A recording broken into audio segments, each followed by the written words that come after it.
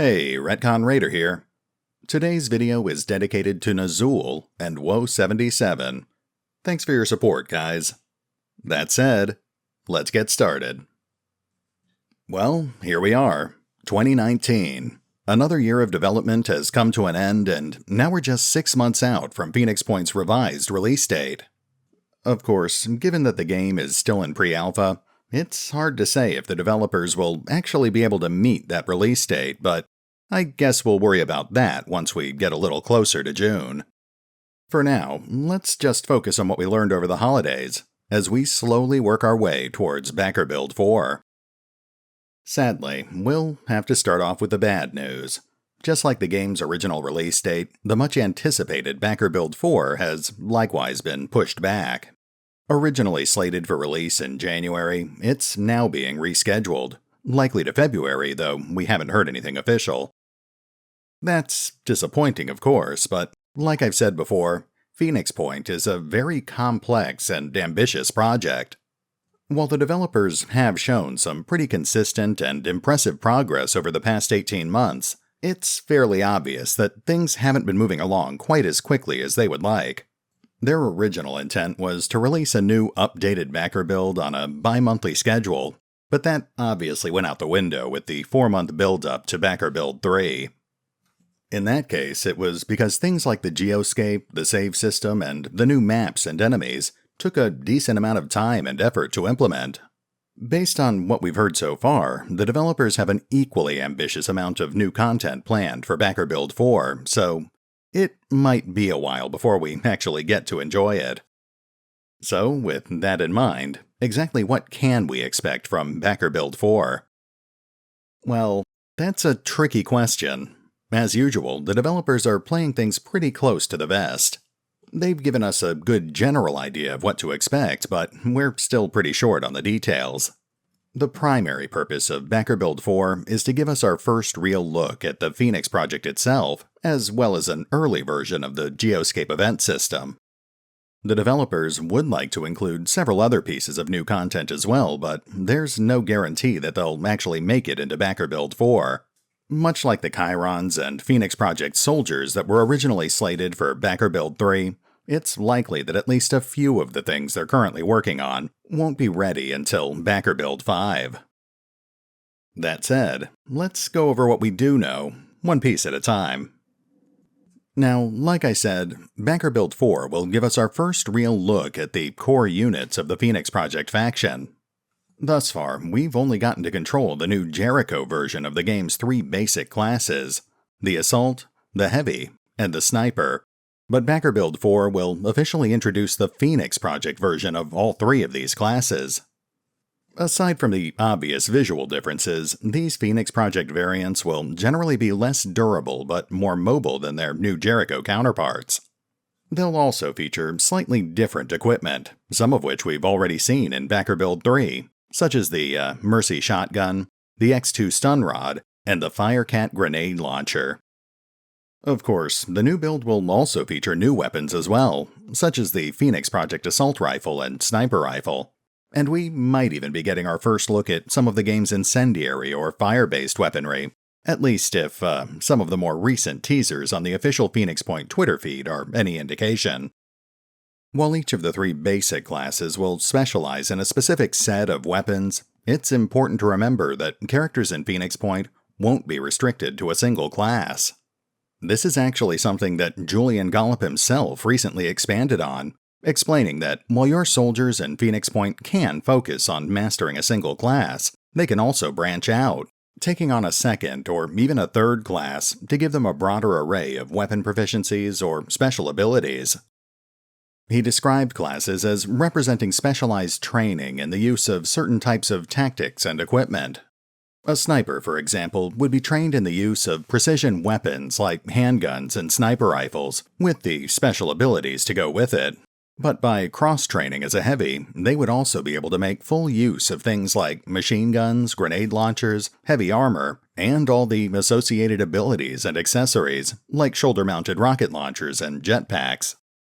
But again, characters can still use equipment even if they haven't been properly trained to use it. It's entirely possible for a soldier to pick up an unfamiliar weapon on the battlefield and start using it immediately. They'll just suffer various penalties for doing so. At the moment, this is represented by the fumble chance present in Bagger Build 3, a base 25% chance to accidentally fumble when using an unfamiliar weapon during Overwatch. In addition to the 3 basic classes, Bagger Build 4 will also feature the Phoenix Project counterpart to New Jericho's Armadillo APC. We've actually been hearing about this vehicle for over a year now, and the details of its origin were even included in one of the short stories in briefing number 6. Now, we'll finally get to see the Scarab APC in action.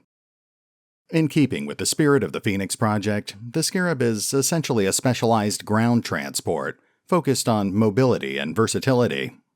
According to Kevin Hill, they aren't armed by default, but instead come with a larger crew capacity, though the player will apparently be able to equip it with weaponry later down the line. The fiction has also stated that these vehicles are each equipped with an artificially intelligent autopilot, as well as a sealed cabin designed to protect passengers from hazardous environments. This would seem to imply that they won't require a dedicated pilot like the Armadillo does, essentially lacking the offensive capabilities of the Armadillo, but also allowing the player to quickly deploy a much larger squad, or to quickly transport them through the mist. The developers have also made it clear that they'd like to include a few new enemies with this build as well. While there's no guarantee that everything will be finished in time for Bagger Build 4, it does seem like a fairly safe bet that one of the enemies we will be seeing will be the Chyron. Again, the Chyron is something that we've been hearing about for quite some time now, and it's sounding like they're finally ready to make their big debut. These things were first teased in a Facebook post back in late 2017, where they were originally described as living artillery.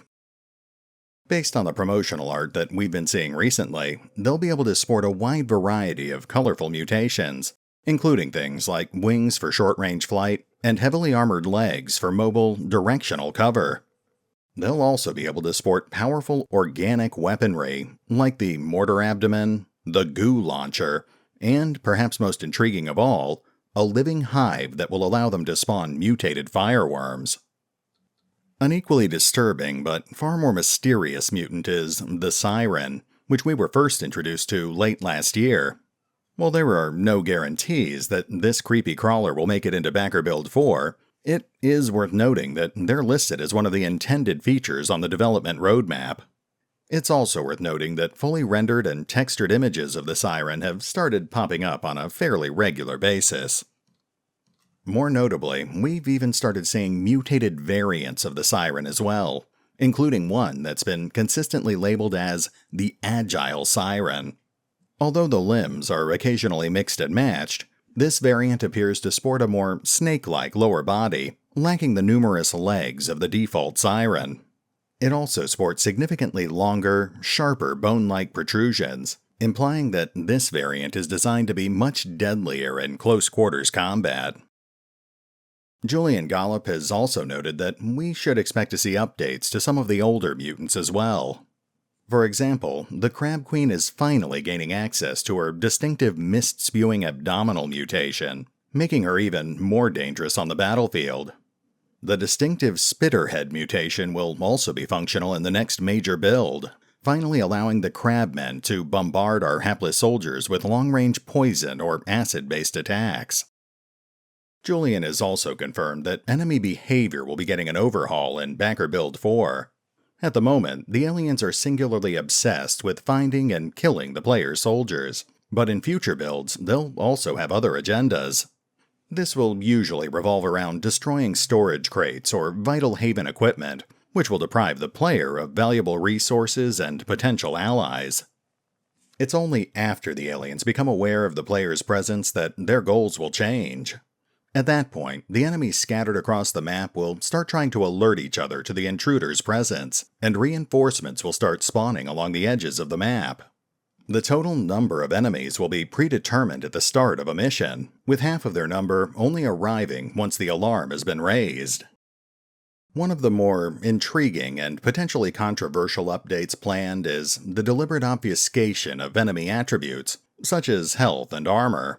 At the moment, the player is given a fair amount of information when targeting an enemy, which literally allows them to game the system. Not only does this allow the player to kill enemies much more efficiently, but it also relies on information that the soldiers presumably wouldn't have. Although the developers are still discussing the details and they've acknowledged that not everyone will approve of the change, they would like to start obscuring some of this information in future builds. The intent is to foster a sense of dread and uncertainty as the player confronts strange new enemies with no real idea of how tough they are or what they can actually do. Of course, this will only be a temporary setback, and over time the player will actually be able to unlock additional information about the enemies they encounter, using targeted research, specialized equipment, or even just practical experience out in the field. Aside from the new units and enemy behavior, one of the other big additions that we might get to see are at least 2 new types of battle maps. The developers are currently planning a total of 7 distinct environments for the player to fight in, including ruined scavenging sites, Phoenix bases, havens for the Disciples, Sanhedrion, New Jericho, and independent factions, and the twisted organic layers of the Pandora virus itself. We've already seen some of these in previous builds, most notably New Jericho havens, scavenging sites, and an early version of the alien bases. Backer Build 4, however, will also be officially introducing us to 2 new environment types: the distinctive ramshackle havens used by the Disciples of Anu, and the futuristic but claustrophobic Phoenix Project bases. Every one of these different map types is intended to have not only its own unique visual appearance, but also a layout that encourages or discourages certain types of tactics. For example, the uniform layout, broad streets, and level buildings of a New Jericho haven encourages the use of vehicles and long-range weaponry. In comparison, the twisting alleys and cramped buildings of a Disciple haven will strongly encourage the player to equip and train their soldiers for close-quarters combat. As a faction populated with misfits, mutants, and outcasts, Disciple havens largely consist of sprawling, poorly planned slums. They build their havens out of whatever they can get their hands on, leading to a chaotic jumble of shacks and other ramshackle structures, reinforced with things like trees or natural stone outcroppings. This in turn leads to a cluttered and claustrophobic battlefield, choked with flimsy obstacles, narrow passages, and inconsistent levels of elevation. The one exception appears to be the opulent temple districts that will presumably lie at the heart of each Disciple haven. Reserved for the cult's elite, these areas are much more ornate and intricately constructed, using only the finest materials that the Disciples can get their hands on. Although these areas are still likely to include things like narrow passages and varying levels of elevation, they'll also feature much larger, sturdier structures. Given the nature of the cult, this is where the player is most likely to encounter the haven's strangest and deadliest inhabitants.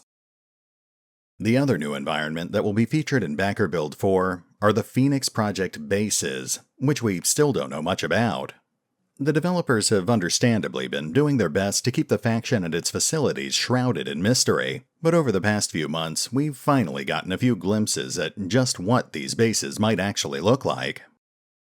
Now, it's important to note that this is all just concept art, material that's been presented to the development team, but which hasn't actually been approved just yet. Still, it gives us a pretty good idea of what direction the developers might be heading in, as well as a good general idea of what we can expect to see in Backer Build 4. Based on what we're seeing, it appears that the Phoenix Project makes heavy use of natural caverns, which stands in stark contrast to their complex and often incredibly advanced facilities and equipment.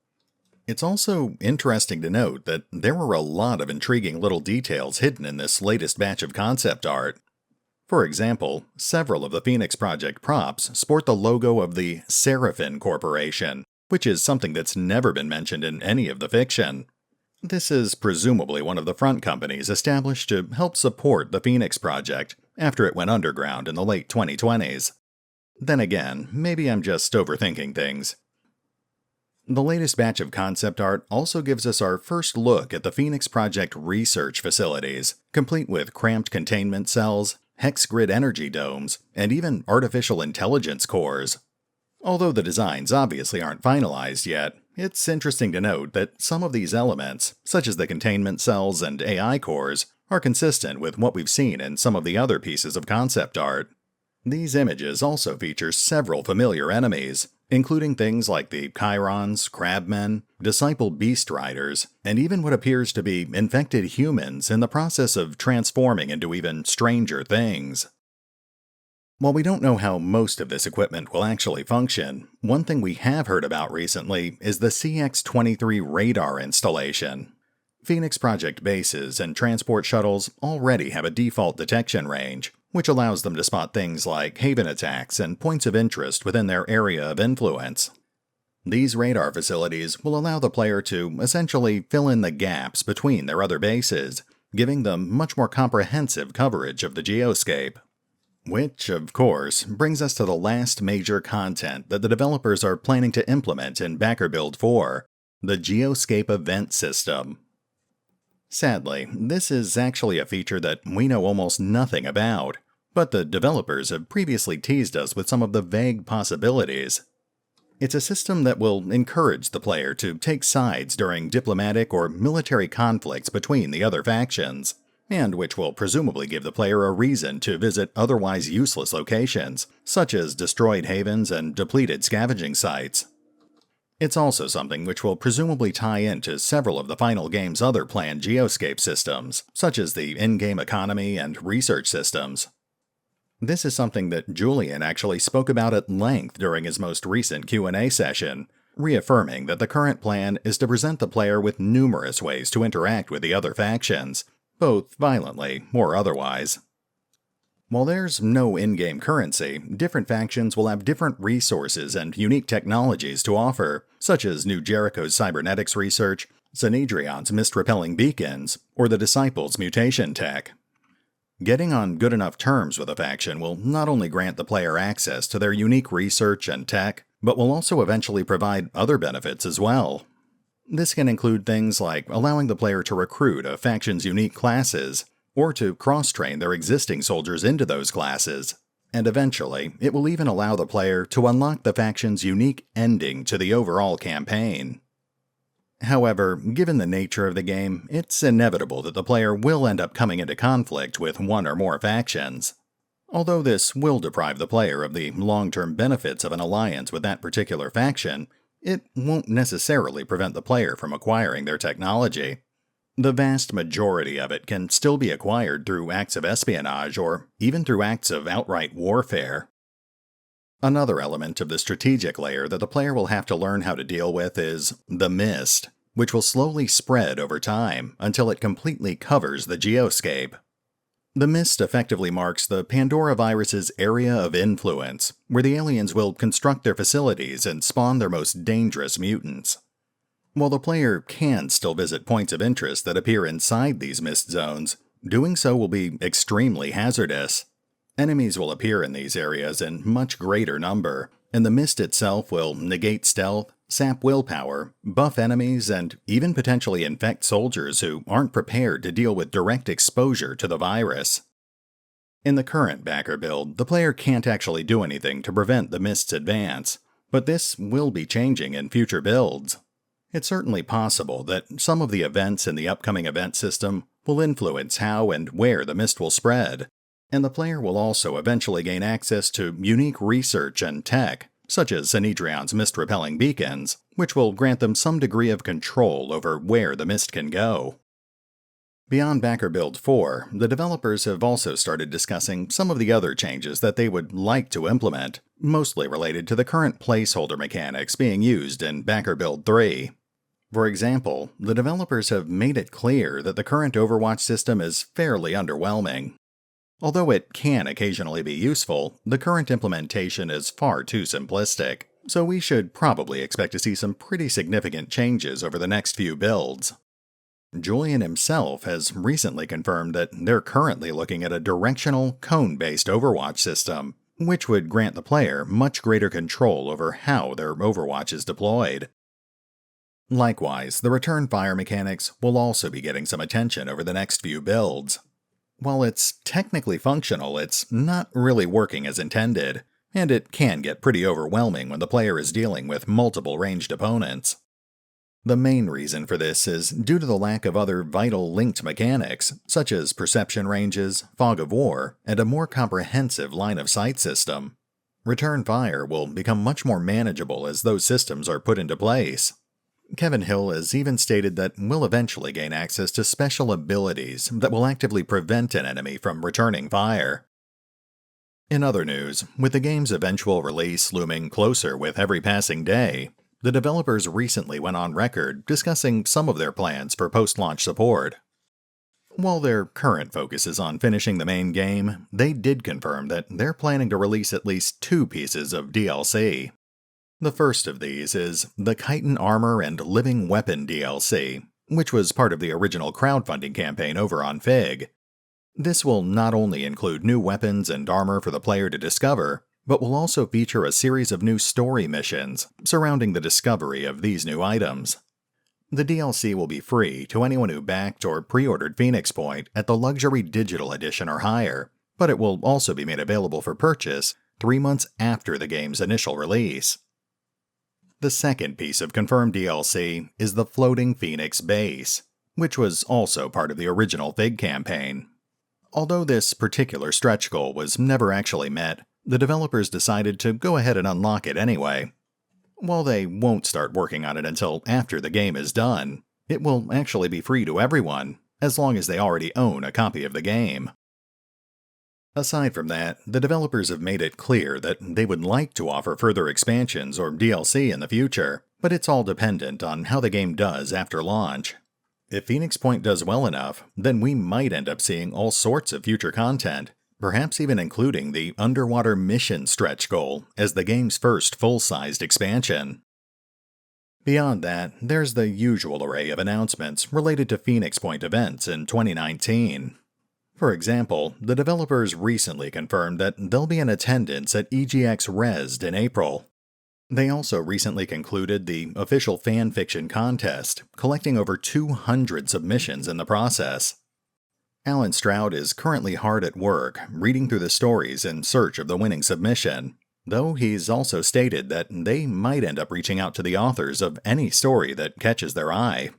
That means that while the contest will ultimately only have one winner, we might end up seeing multiple submissions making their way into the official Phoenix Point canon.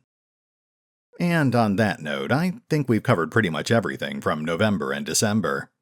I'll admit, I initially went into this update assuming that there hadn't really been much activity over the holidays. I guess that just goes to show that even during the slow months, the devs over at Snapshot Games are still getting a truly impressive amount of work done. If they can keep up this pace, then who knows? Maybe they will end up hitting that June release date after all. At any rate, this is RetconRaider, signing off. Thanks for listening. Oh, and remember, although I do love talking about Phoenix Point, you can find out more about the game by visiting the official website, the official Facebook page, the official Twitter feed, the official Discord channel, the official YouTube channel, or the original crowdfunding campaign over on Fig. You can also get access to the latest backer build for yourself by pre-ordering the game in the official Snapshot store. As always, links are in the description.